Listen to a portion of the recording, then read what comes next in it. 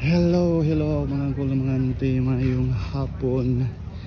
Nasabtay video karon sa ato ang bisyo nga jogging. It is 4:50 in the afternoon of July 21. July 21. So napunta balik diri sa Twin Road kay ato na pong gipurso ang ato ang bisyo nga walking and jogging. And for now daghan na mga classmate diri ubay na. And the weather is very cool. Wala na nag-ulan, so atong i-take advantage ang dili mo ulan na weather. So jog din ta and walk and magpasalamat sa Ginoo nagihatagan ta og kusog para trabahoon ni nga exercise or activity.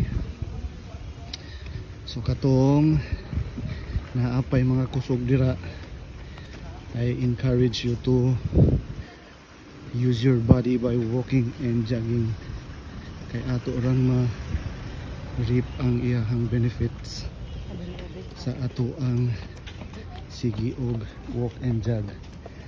Tanaw si auntie Japorm kayo, diba? Naka 3 kilometers na mi nga jog and walk mga angkol. Ay ako ra day ga jog, ga walk ra day si auntie.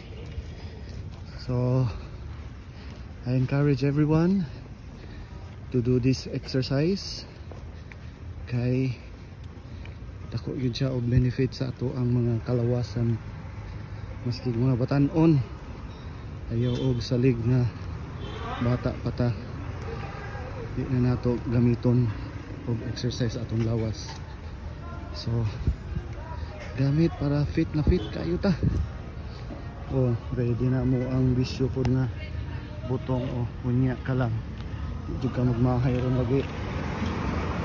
Okay, sige, let's do this mga angkol ug mga auntie kay last star na pod ang mga drinks diri na po'y milk tea ni Beanstalk. Dito pod sa unahan na pod si taho and tapad ni taho is ang tiramisu. Okay, sige na lang sa ato ang updates or video for today mga angkol.